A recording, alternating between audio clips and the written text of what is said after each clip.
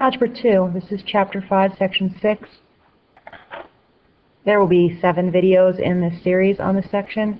First video is just going to be about the vocabulary and some key concepts here. So for any real number a and b and any integer n greater than 1, if n is even, which means we're taking an nth root, an even root, and a and b are both non-negative, then if you take the root of a times b, it's the root of a times the root of b. Again, this only happens whenever they're both even, when n is even, so square root, fourth root, sixth root, and a and b are both non-negative.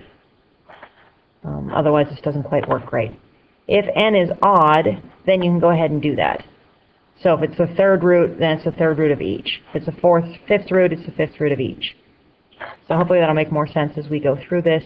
So if I take my example here, the square root of 225, 225 is actually 9 times 25, which is the square root of 9 times the square root of 25, which is 3 times 5, which is 15.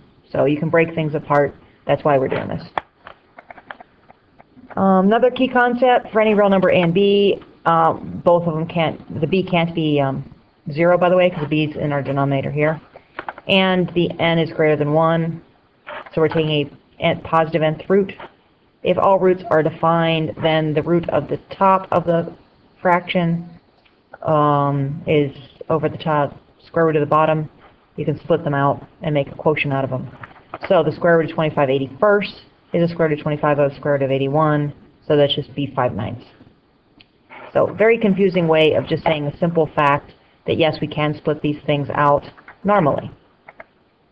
So simplest form, we always say that your answer must be in simplest form. So simplest form, when you talk about radicals, gets very confusing. For instance, this very first one here. Grab a pencil here. So if I want the fourth root of 36, well, I know that 36 is actually 6 times 6. Well, this is the fourth root, and that means I'm looking for groups of 4.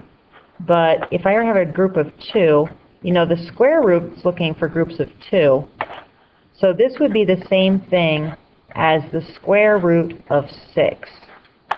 And this will be a lot easier when we start talking about radicals and exponents as being fractions.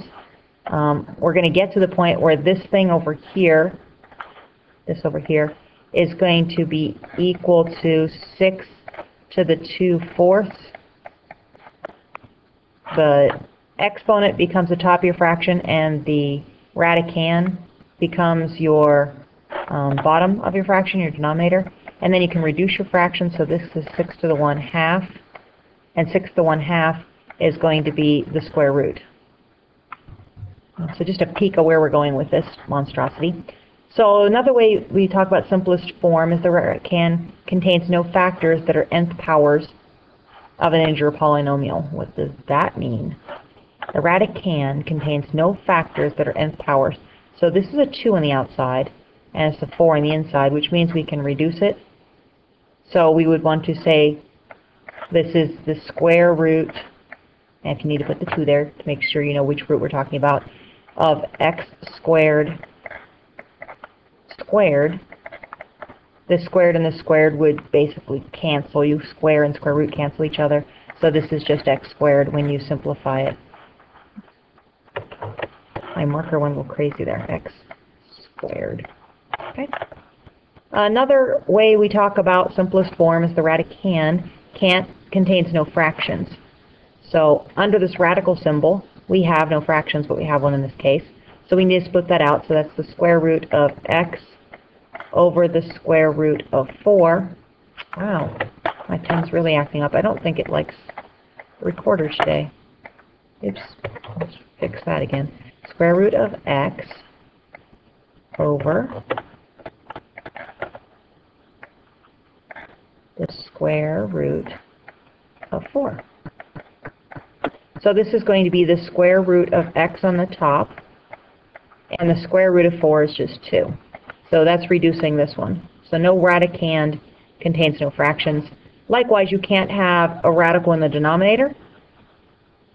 So radicand, what's underneath the radical? Radical is actually this little symbol here. So we can't have a cube root in the denominator. The 2x would just come straight across, and hopefully you know how.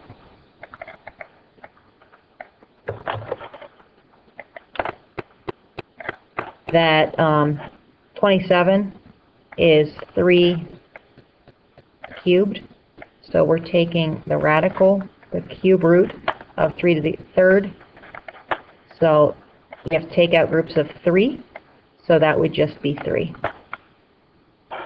Okay, so you need to make sure this n index, the index here, is going to be the smallest possible.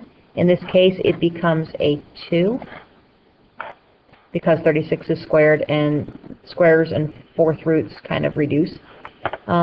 You need to reduce as much as possible in the radical, so taking out as much as you can. So the square root of x to the fourth becomes x to the second. And then you can't have a fraction underneath the radical, and you can't have a radical in the denominator. So those are our rules. Make sure you know them, write them down, and keep coming back to them so you put your answers in simplest form. Another little interesting facts here. So eliminate the radicals from the denominator. So we can't have the radical in the denominator. We know we need groups of 2 because this is a second, a square root. So I need to multiply by another y on bottom, which means I need to multiply by a y on top, to make this number right here even. So this becomes the square root of x to the fourth y over y to the sixth. And y to the sixth is actually y to the third squared. And this is x to the fourth. And we can square root the top and square root the bottom. I forget our 2 here. It's kind of disappearing on me. So square root of x to the fourth is x to the second. We can't do anything with the y. The y has to remain under the radical. There's only one of it, so we can't pull anything out. And then the square root and the squaring kind of cancel, so this becomes y to the third on the bottom. So that one is in simplest form now. So to eliminate the radical from the denominator, we need to multiply top and bottom by something that completes whatever the radical is. So if it's third root, we need groups of 3. If it's fourth root, we need groups of 4. In this case, it's a square root, so we need groups of 2. To make sure you know what like terms are, like terms, the radical needs to be identical. This is a square root. This is a cube root. These are not like terms. This is a fourth root, and this is a fourth root. But this is 5x underneath, and this is just 5. So these are not like terms. This is a fourth root. This is a fourth root. This is a 5x. This is a 5x. You could combine these. This would be like saying 2x plus 5x, and you would end up with 7x. So in this case, this would be 7 fourth roots of 5x. So these would be able to add if you were, and I was assuming was add. Okay, so that kind of goes through all of our vocabulary here. Hopefully you understand what simplest form means, and you can simplify top and bottom when you've got a fraction, and we know how to separate it when it's multiplication.